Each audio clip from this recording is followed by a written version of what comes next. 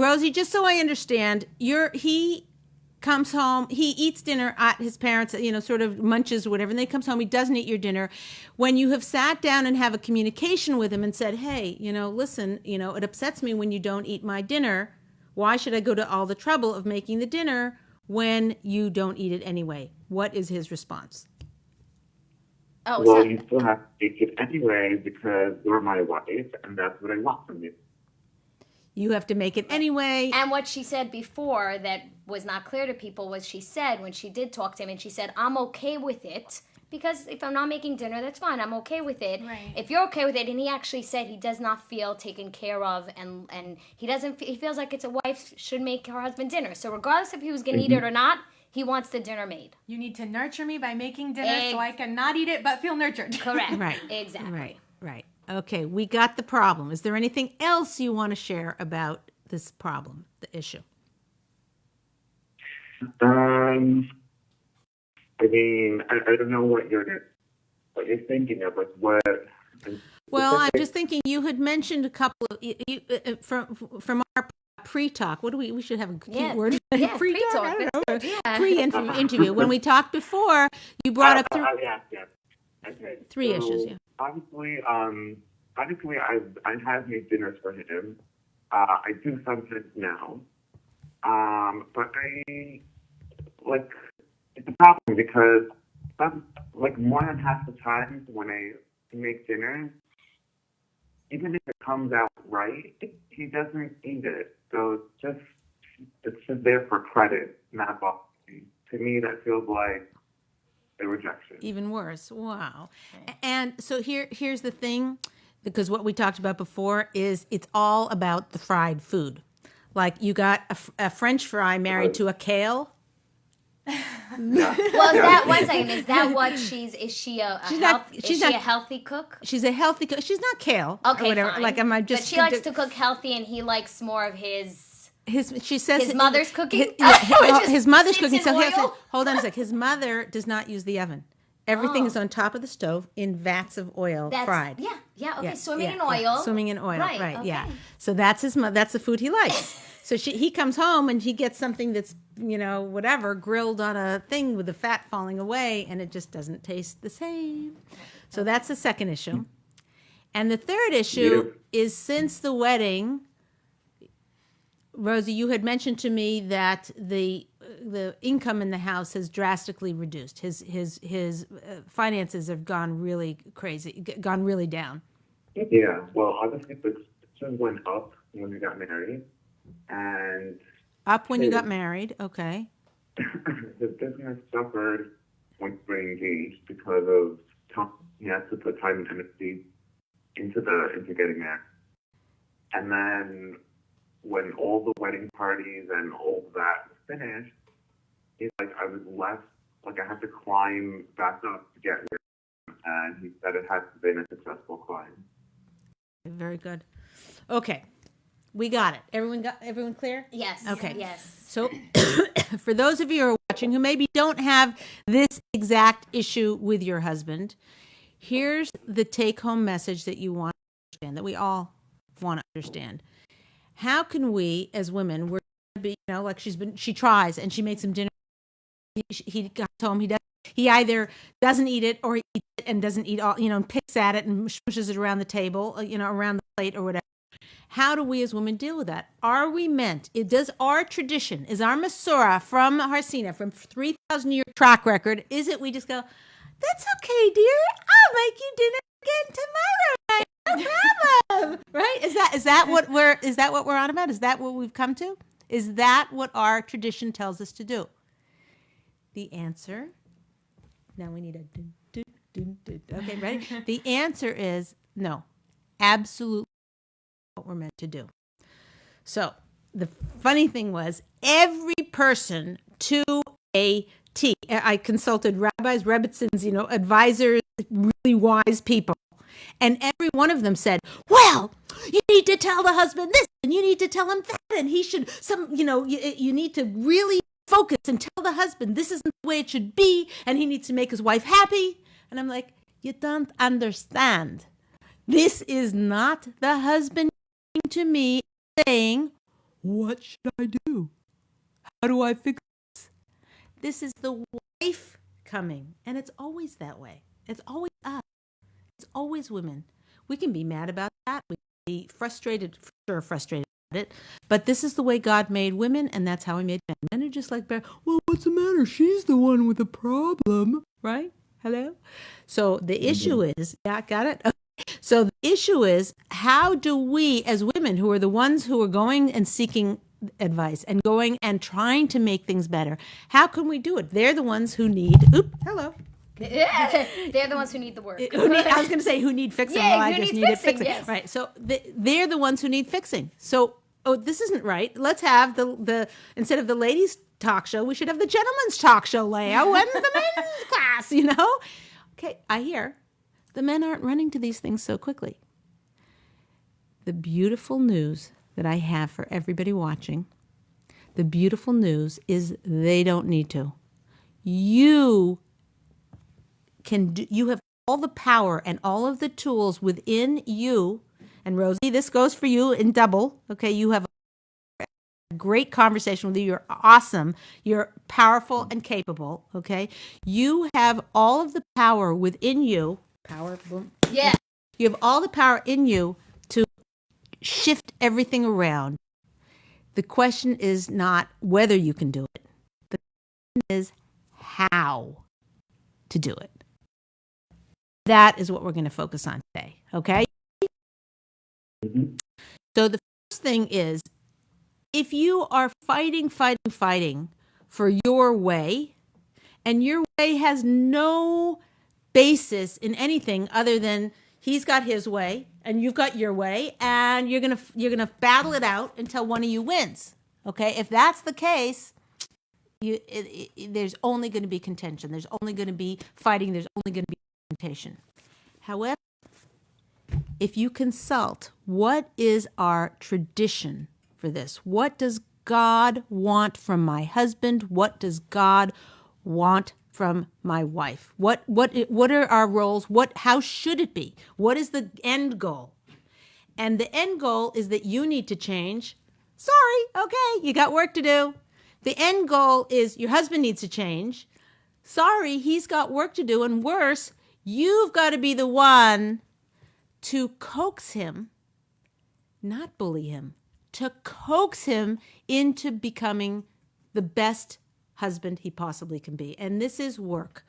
But it's the two-step process is, number one, getting absolute clarity on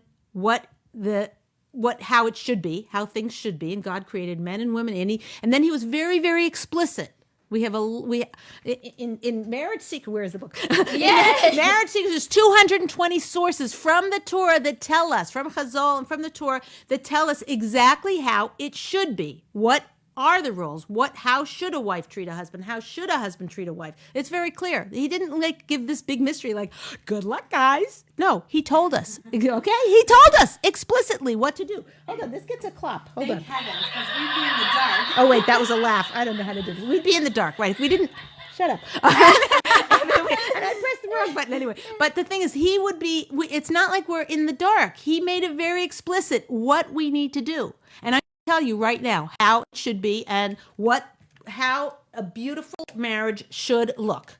Once you know, then step 2 and phase 2 and step 2 is to figure out exactly how to do it. And you could have all the great facts and figures behind. If you wag your finger and think, see the Torah, you should do this, and then it's going to backfire. It's going to fail. It's going to think worse than they were before. So how you do it is for sure the more important part, but you still got to know what is real. So let's go with what the rabbis say, okay? So, yeah, you with me so far? You excited? Yeah, I'm with you. You're on the precipice of solving this. Isn't that exciting? It's very exciting. Yeah, very exciting. What's precipice? Do people know what precipice means? Precipice is like on the verge, on the edge, right? dangling on the edge. That's exactly right. So we're dangling on the edge of solving this good once and for all. Okay. So Rabbi, should I say? I don't know if I should. I should have asked them if I say which rabbi it is. But anyway, there's a very choshev, important, powerful, awesome, menshi wonderful rabbi. He said, it's terrible what's going on in that house. It's terrible what the husband is doing. It's terrible. He said it like 3 times. It's terrible. It's You terrible. are validated, You Rosie. you are validated, Rosie. He's like, it's terrible. Okay. What'd you say? She said, okay. Okay. Yeah, There you go. he said it's terrible. He said it's very selfish, and I mean this is just terrible. It's just terrible. I mean, because when I first presented it to him, that was his gut reaction, like ay ay ay ay ay, that's terrible. That's terrible. So what he says is that there is a very the other issue we didn't cover here is that not only does he want his dinner, but he also likes to eat somewhere around midnight. That was a factor we forgot to. Like, Hello. sometimes even later, like yesterday, he at 2, and that's normal for him. At 2, and he wanted dinner at 2. 2 a.m. He ate at 2. 2 a.m. Whoa. Okay. So what Rabbi said is that, yes, it is true that a woman should make dinner for her husband and should prepare it with him and should sit with him and be with him. That is the Torah ideal. That's very, very important to the, like he said, he's complaining that he's not feeling taken care of or cozy or taken care of. That's because how a man feels taken care of is the wife is feeding him. With double working, if wife is working full time, how she does that and creatively and brings in some food and disguises it to look like it wasn't store bought or whatever, that's her business. But this is feeding the husband, and even if it's store bought, and he knows it's store bought. That's also she's the one who's taking care of him in that way. And look, I'm sure we'll have comments that, what about the man taking care of her? He doesn't work so much and she doesn't, there's always exceptions to all these things. But in general, the way that it's set up is the woman nurtures by feeding her family. That's what's the traditional way. So a woman can't be non-traditional that way and expect him to do other things that are traditional. You have to stick to if you want him to take care of you and cherish you and do all the things that are more traditional, you yourself need to grow into be that traditional, even though the outside world and all the media is telling us equality and whatever. You have to put your boxing glove down, okay, and just say, okay, what I need from him, what I really need is I need him to devote himself to me and to think about me and to care about my happiness, and that comes through doing many things that are very traditional. Call it what it is. It works. The Poem Princess says that it's not so much traditional. If you even hear amongst the outside, the world in general, they say the way to a man's heart is through his stomach. Thank you. so it's obviously a universal concept that you feed a man and he's happy. Go, Poem Princess. Okay, very good. So now what he said is, while it is true a woman should be feeding her husband and staying up with him, I'm going to quote the guy, but this is not normal. This is an abnormal request at midnight. She should not do it. Now, I don't think he meant you shouldn't cook him dinner and leave it sitting in the fridge and tell him how to heat it up, okay, at 2 a.m. or whatever.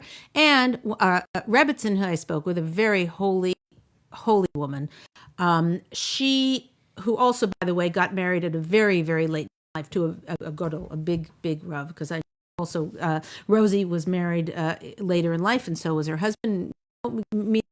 Both of them, but him especially, it looks like, is set in his ways and how he thinks things should be. So, but he was married later in life. And what she said is, look, I hear what he wants. And she said, and if she doesn't have resentment about it, there's another representative. If she doesn't have resentment about it, it's fine. If she does have resentment or annoyance, which I think any person would, then she doesn't have to do it according to this big Rav. But if people want to follow these halachas, maybe you can email me or something, email info@ladiestalkshow.com and say who said it, and then you'll know, and then you can, if you want a clear answer for you. But anyway, she said that the person said that if you want to please him and you want to go out of your way for you to make dinner and take a nap from 8 to 10 p.m., she said, I could hear it. I could hear it if he's giving her the proper respect and if it works for them. They made a compromise, but not if he's not eating it. They all are unanimous on that. Okay. So what I said, and then this big Rav also said, he said that Rav Yaakov Kamenetsky, Alav Shalom, he said when he was talking about that, I will work for you, this is what in the Torah, I will work for you, I'll provide for you, I will mafarnis you, to mean he will satisfy her emotionally. So the husband is obligated to make sure that she is emotionally okay, not working for nothing. Another representative told me, she said, what? She's got to cook the food and he doesn't eat it? That's what the Egyptians did to us. Made us, made us work, and then, they were made us dig ditches, and then the next day fill the ditches, and then dig ditches over here and fill the ditches, which is, what's it called? Useless work? There's a word for it, whatever. Meaningless. Useless, meaningless. That is one of the greatest sufferings that a person can suffer. And so one of the Rebbitzin said, that's not right. It's not right. Okay. Okay, can I just ask something? Sure. Because it's something that Rosie mentioned before, and obviously we're not in any way bashing her husband or anything, but sort of thinking from his way, she's not really cooking the food he wants. Like if she cooked oily... If she went to her mother-in-law and said, "Ma, give me all your recipes. My husband loves your food, and I want to sit and watch you cook for a week and get all your recipes, and I'm going to cook him exactly what you cook." Yeah. Okay, so that was said after the wedding, like soon after the wedding. After the wedding, My mother-in-law she said okay. She said she's for that. But she never actually, took the time. I put myself out there a few times, and I got sick a lot of times, so I gave up. But the great news is, my husband, he had to kind of say, I'll teach you, learn from me. And I've been in the kitchen with him, and he teaches me, or he'll just, and it's simple, he'll just tell me what it works. And you see, already by now I know it's not that difficult. That difficult to cook what he likes. Okay, so let me just, because our viewers are saying, our listeners are saying they're not hearing her clearly. So basically, Rosie responded that she did, after they got married, she did ask her mother-in-law to help her, to sit with her and give her time to show her how she makes her stuff. And her mother-in-law said she would, but she's never really done it. She's just basically been, she really hasn't, called her and said, hey, Rosie, come on over, we'll cook together, so on and so forth. So it's really never happened. But her husband, Rosie's husband, did say, I will teach you. I will show you how my mother does her cooking. And he actually has shown Rosie a couple of recipes, and she realized it's not as hard as what she thought. Well, I'll tell you, one of the Rebbitzins said is that her husband needs to know that his health, he thinks it doesn't affect her. Well, it is going to affect her because she's going to have to take care of him when he's got, God forbid, carotid arteries and cholesterol and all these things. So a woman can't, you can't have that much oil, blah, blah, blah, blah, blah. That's this, right? But a woman needs to learn to coax him to eat better, to find things that have, I know somebody who everybody loved her. I think it was cornbread. I can't remember. It was years ago. And cornbread, it had, 3 cups of sugar. That's why everybody loved it. Okay. She started using applesauce and doing all these weird things but she didn't use all applesauce. She first 2 cups of sugar and 1 cup of applesauce or whatever it was and change the consistency to try and slowly sneak in. And that's what you would do with a kid. You're not going to hand a kid broccoli, but you might make zucchini bread, which tastes like cake, but gets the vegetables in there, something like that. So it's how you do it. But his health is your responsibility. It's the wife's responsibility. She's the one who's taking care of him and feeding him. And so this makes it very challenging, both for the wife. You're in. What did you say? You're She's in a corner. In a corner. Yeah. So we'll get to some tips on how to do that in a minute. Okay. So then I spoke with a rabbi who is very familiar with men with the attitude your husband had, because he didn't get that. He didn't wake up one day and say, "Oh, I want to make my wife's life miserable." No, he didn't wake up that way. He woke up, from what he grew. He was born overseas. He was born in the Middle East. He's very smart, very whatever. He's a very traditional guy. And what he learned in the old country where he was born was the wife, the husband says jump and the wife says how high. Now, you had mentioned that you have otherwise very good communication and good marriage and you have great times together and so forth. No kids yet. You have wonderful, but this is like the elephant that's always in the room, that is always gnawing away at you. And you don't have kids yet. So when you have kids, it's good. They have to eat. What are you going to feed them? French fries or kale? So we got some issues that need to be handled before that happens. So you're saying it's a cultural thing? It's a cultural thing. Now, this rabbi I talk is from that culture. Oh, okay. Thank you for listening. He's okay, good, awesome. Good. It helps that he understands He where that totally gets it. mentality is Right. Because coming everybody else is like, what? Right. Get me on the phone with this guy. from. Get the punching bag, Yeah, and they'll yeah. punch him out. So he understands. Okay. He gets it. So he said he has a cousin who's been married 40 years from the Middle East. Never once in 40 years has she missed cooking dinner for her husband. Wow. Hello. God bless her. Wow. What did you say? God bless her? Yeah. Yeah. God Yeah. bless her. So God bless her. And that's a different culture. She was raised since she was born. That's what a wife does. So a man from that culture, that's what he expects. Even if he eats it, he doesn't eat it, or whatever. But what this very important rabbi said, he said it's a different mindset. There's idealism of how he would like it to be and what he's used to, and reality. And the guy needs to get with reality. A reality check. That's what he said. Wow. He needs to get Good news. with reality. He needs to learn that your place is with your wife, not your mother. By the way, the rabbi who I talked about, I said, you need to tell the husband this. I'm like, I'm not talking to the husband, So you know what he answered? I said, what should I tell her to tell her husband to do? You want to know what the rabbi said? This is like, hello. The rabbi said she needs to somehow get him more Torah learning so that he can learn how to be a husband.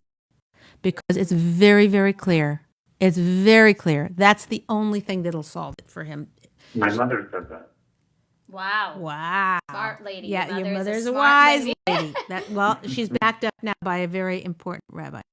Okay. Well, Leah, you had mentioned another time in another class about the Torah, the Bible's way of saying that a husband leaves his wife, and the husband leaves his wife and cleaves. Oh a yeah, man or a right. Yeah, woman. we talked that last week. Yeah, so there is a Torah expression that says a man leaves his mother's his parents, I think it is, parents' house, and cleaves to his wife. So even if his mother and his, everyone says honor your mother. If the mother is sitting at the table and the wife is sitting at the table, and both of them turn to him at the same time and say, Joe, bring me a glass of water. He has to completely ignore his mother and get the water for his wife. Now, there's a lot of ramifications for this. I don't know if there's people out there going, oh, really? Oh my gosh, whatever. Ask your local Orthodox rabbi. But I'm telling you right now, it's very clear. A man leaves his family and cleaves to his wife. And what this rabbi said is his wife is before everybody. He said that he needs to adapt to these times. He's got old mentality. And here's another thing. He said, if he makes her sad, it's not healthy. And then he said, probably, I'm scared to even say this. I'm scared to say this. Did I mention that? When I mentioned the fact that his parnassa has gone down, that your money has gone, your income has gone, this Middle Eastern rabbi said, of course, if he's not honoring and respecting his wife, there's no blessing. Left the house. And this is what he said to me. She needs to make this clear to him. I'm going to talk in a minute about how to make that clear to him, because actually these are better said by somebody else. Like if a rabbi And coming from you, it sounds like you're, whipping him. Coming from somebody else, that same information can be, if he thinks he's heard it secretly behind your back and he does a huge turnaround to please you, that's much better than if you are to tell him this. But what the rabbi said is that will have a huge impact on him, because if he's from the Middle East, he'll know internally it's absolutely true. They have a deeper understanding of these kinds of things, and he'll realize there is a direct connection. There's a direct connection between how he treats his wife and what his income is. And so if he's like, gosh, I don't know. You were telling me on the phone, he said, I don't know what happened. Now I used to sell huge lots. Now I'm selling one item at a time and shipping it off. It's just terrible. That is a direct correlation to how he's treating his wife. And he was single all the time, so who knows how the dynamic worked in that. But once you get married and you're under the chuppah, how a husband treats a wife, and frankly, how a wife receives from her husband, directly correlates. And this is where you come in. Rosie, the reason parnasa, the reason income is determined by the woman, is because if the man is trying to give to the woman and she's not receiving it, she's blocking it or whatever, more blessing stops. This blessing stops.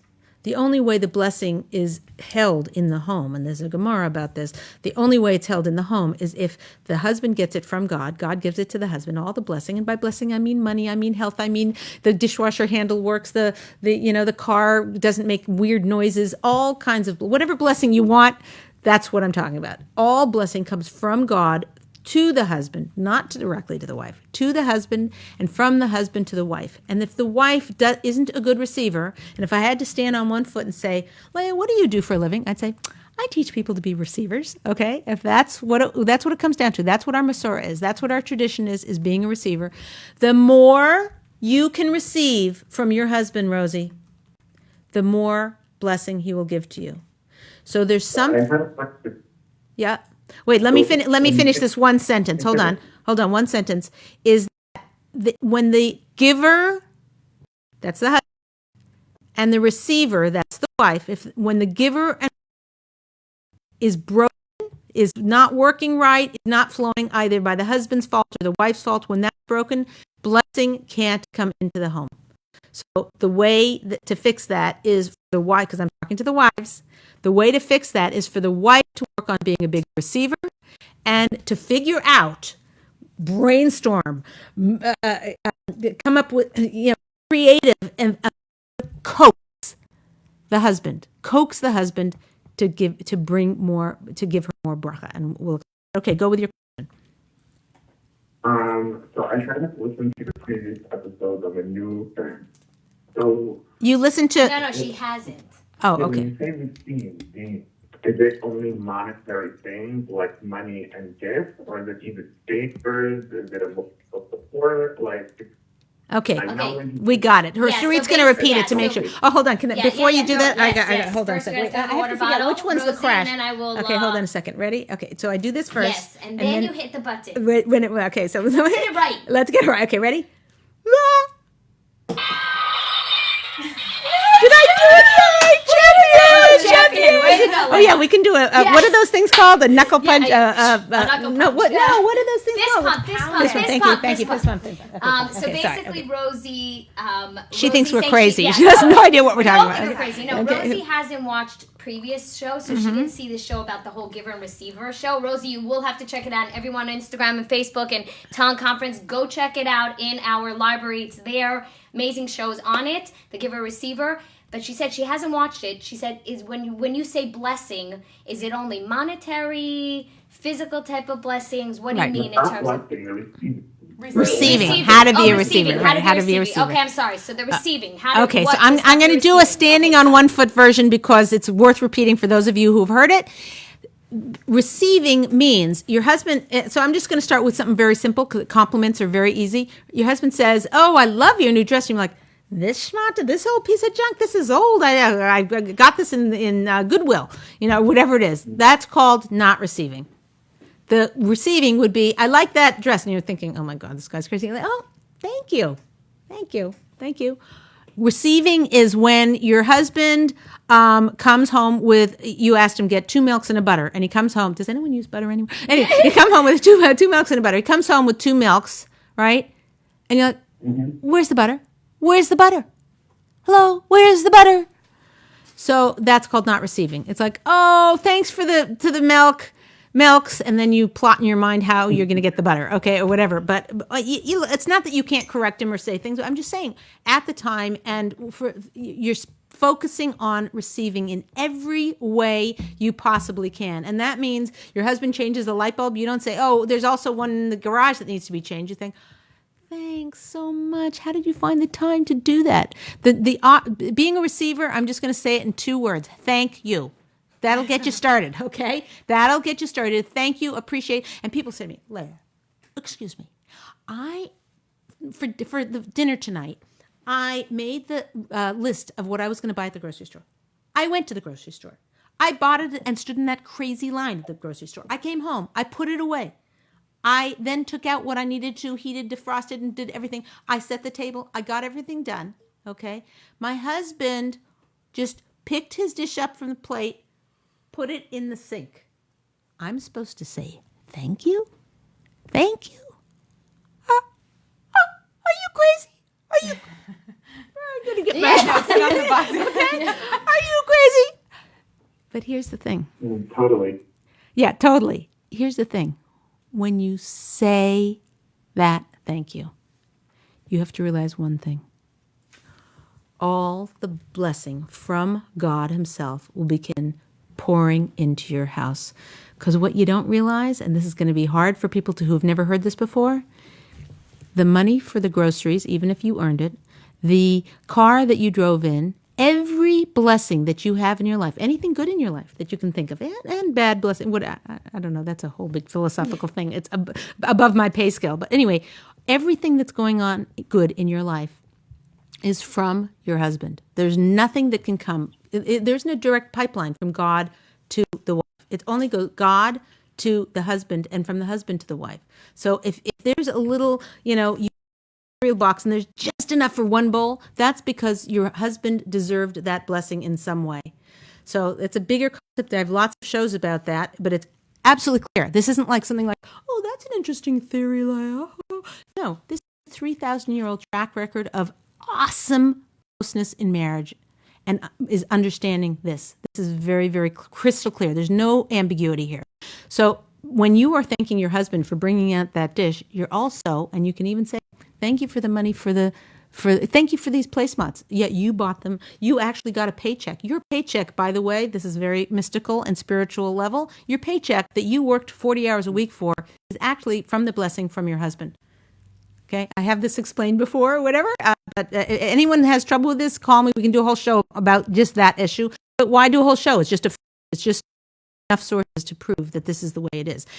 The other thing is, even if you don't believe it and you think, oh, this is crazy, by living this way, you yourself will be happier. When you understand the reality of how God created the world, and you understand that, like this is the table, this is the way reality is, and you operate, okay, I don't really believe it, or whatever, I'm going to give it a try. I'm going to try it in my marriage, and you see it.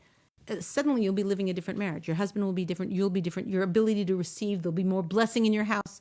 Try this at home. Okay, let's go back to the topic. Okay. Yeah, and by the way, ladies, we love your comments, so keep commenting and tag anyone that you feel could really relate to this. Give us some emoji love. That's how we get up in the Facebook feeds to get this out to more people. So hit that like button as often as you please. Yes, we appreciate it. Okay, so fine.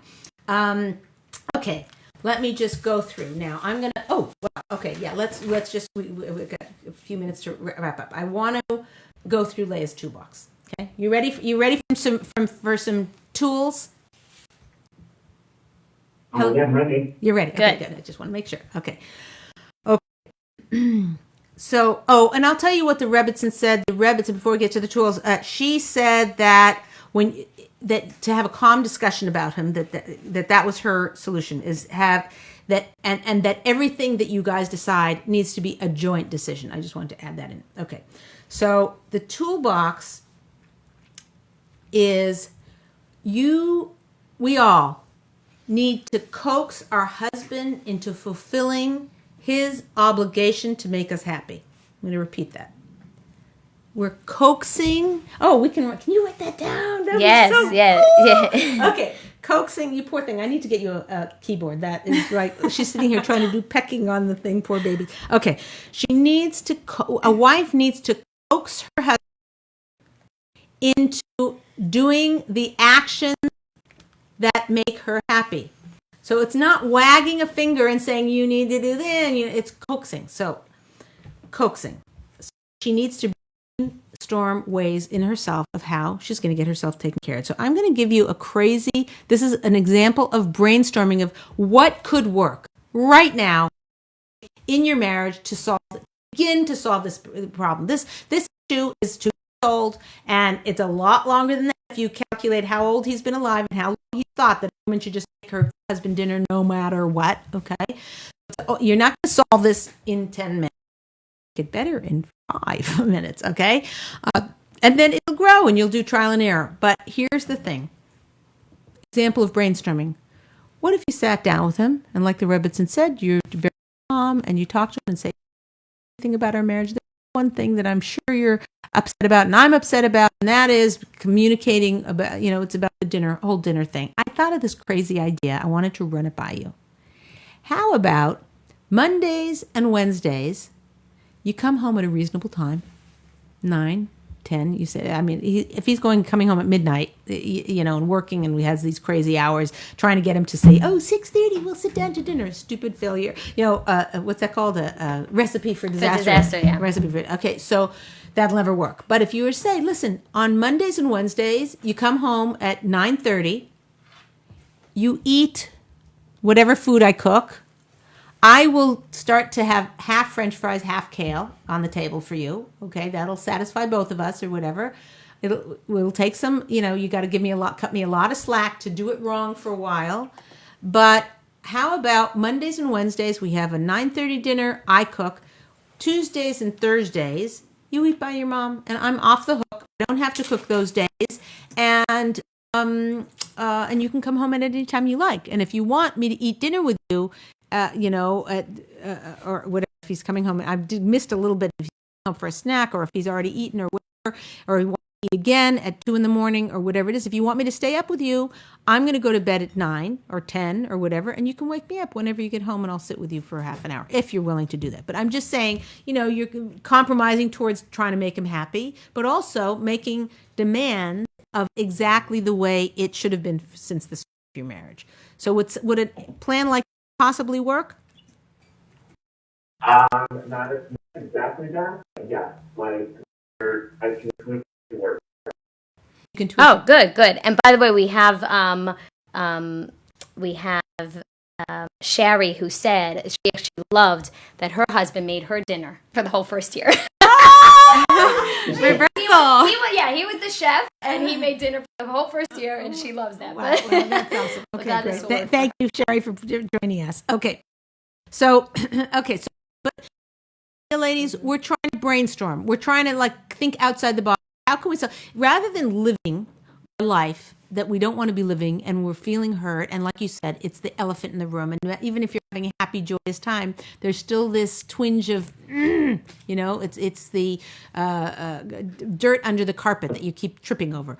So is the way that gets solved, and a lot of people get a journal or put it in their phone in an app, something like that, where they just take notes, not just necessarily share with their husband, may not be a good idea, but just say, maybe I could do this, maybe I could do that. Talk to people. Without saying bad things about your husband, you have to say, how do you guys eat? Does your mom, talk to people who are wives who have husbands from the same background, as long as you're not talking gossip and you're trying to get advice from them, not, so I would maybe go to a Rebbitzin or a therapist or somebody who isn't going to, talk badly about their husband, or hopefully, but is just going to try help you through yours. But if you found a Rebbitzin whose husband was also from that part of the world, and how did you deal with it? Does she make dinner like this lady, 40 years without missing a night? Or does she say, no, as soon as I had a few kids, that wasn't possible anymore. And, we really talked about it, and we do this. We take out dinner Mondays and Tuesdays, and then when I'm starting to cook for Shabbos, we eat the leftovers. Then I make extra chicken, whatever it is. Find out. That's what brainstorming is. It's coming up with solutions rather than being a victim to the way life is, right? Right? Instead of being a victim to the way life is, this is taking the bull by the horns, doing your hishtadlus, doing your duty, doing your effort, and that's brainstorming. So, the other thing, and this is a very crucial take-home message, we talked about this before, is that when the giver-receiver dynamic is broken, parnasa is when it goes, blessing goes, but, so you need to figure out a way to have your husband understand that dynamic. Again, you told me that you guys have incredibly good communication and you don't fight, and he actually taught you that in the first year of marriage, that you were like, wait, we're fighting. How come you're saying good night, having a sweet dreams? Wait a minute, I thought we were in a fight, and that's wonderful. I'm very impressed, and it shows he's got a lot to work with to be able to grow in this area. God willing, it should be blessed. Amen. But you need to figure out how to get that information to him. Now, maybe you have a relationship with him such that you can say, I heard, I was in this other class, or I was, I read, or someone told me that a man's parnasa in the home can be very much a function of how the husband treats the wife. And I'm just kind of scared because I think we're messing up. It could be you could do that. I don't know your relationship. It would be, I think 10% of the population could have that that conversation with their husband, that they could actually hear it. For the most part, I would try and surreptitiously, what do you translate? Surreptitiously, sneakily get that information to him, whether it's you're close with his sister and you can mention it to his sister and have his sister mention it to him, or whether you know his rabbi, or you tell the Rebbitzin tells the rabbi, and the rabbi tells him. Whatever it is, it's better, best if you have that information come to him. But this rabbi from the Middle East told me that is for sure be very powerful in changing his behavior toward you and changing his income, which would be great. Okay, here's the boxing glove tool. Okay. We have enough time for this, right? Yes, okay, yes, okay. yes. Boxing. Yes, okay, yes. first, We're let me waiting strap this thing on. Yes. This thing's very uncomfortable. Yeah, and by the way, while you're strapping it on, the Poem Princess suggested, Rosie, that because she knows you want to do the healthier alternative, she says that you bake an apple with cinnamon right before he walks through the door, so that he walks through the door to a delicious smell, and that's going to be your healthier snack for him to munch on. Yeah, I think it's Yeah, good. She's going to do that. Yeah. Poem Princess, can you do me a favor? Just act. It seems really dumb. Can you send us the recipe? I Yeah, know no joke. Share a recipe. Because hold I on. like I'll put the apple in. I'm like, where do you put the cinnamon? Do you just pour the cinnamon on top? Do you peel the apple? Right. And also, do you core it first, or what do you do? What is it? You guys are overcomplicating this. We're all going to go home and make this for our husbands. But so, you know what also is pears. And Baked Poem pears. Princess, we want it in a poem format. We're going to come on the show. Okay, you don't have to do that last part unless you want. It'll actually be a good sample for your thing. Yes. We'll post it. We'll post Yes, it on we'll Instagram. post your apple cinnamon poem recipe. Okay, let's get going, guys. Ready for the knockout punch. Okay, this is the boxing glove tool. Okay, so this is how we're going to communicate. We as women are very, very powerful. We're very powerful, right? Come on. Yes. We can rule.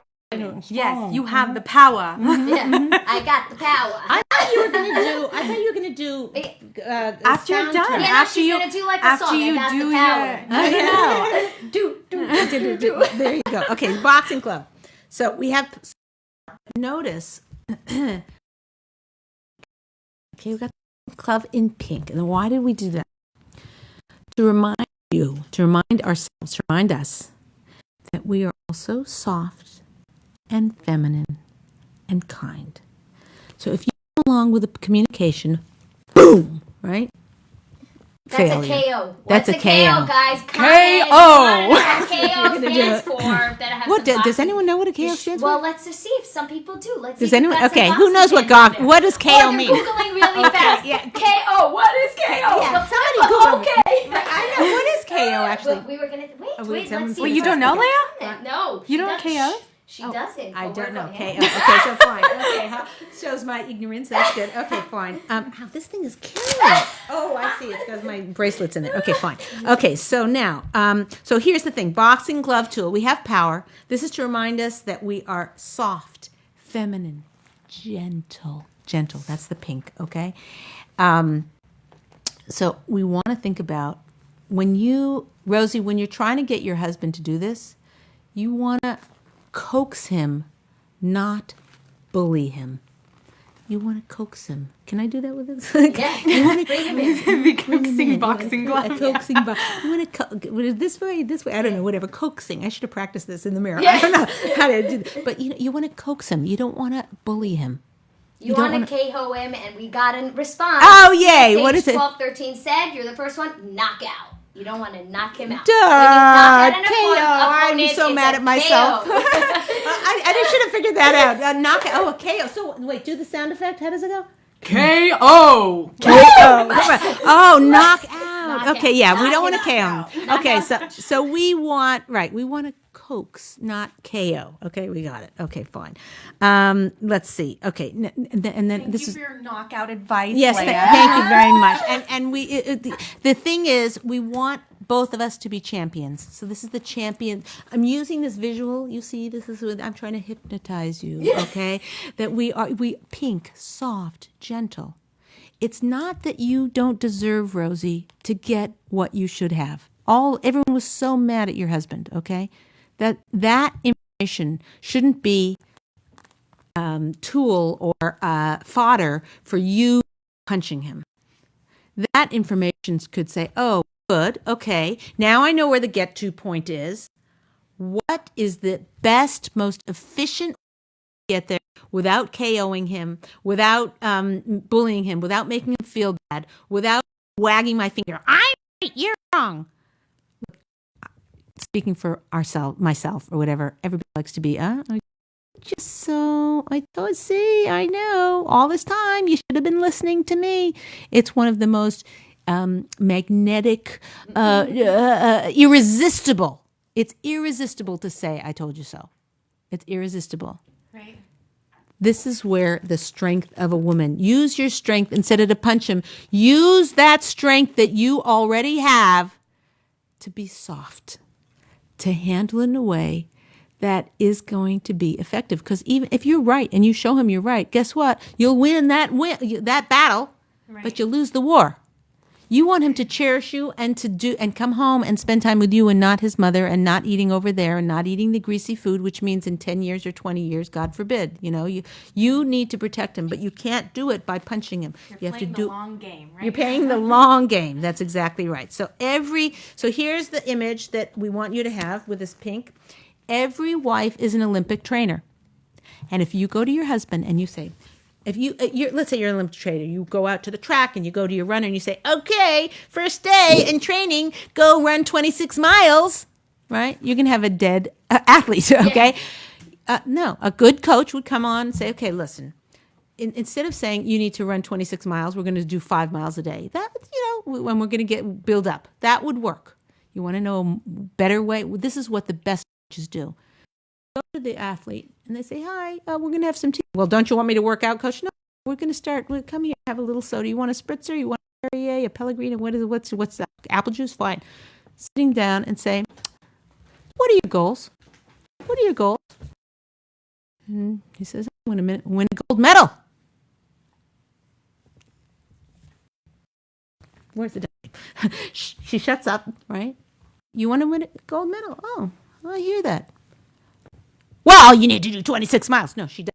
The good coach does not say that. The good coach says, well, how do you think you would win a gold medal? Shuts up.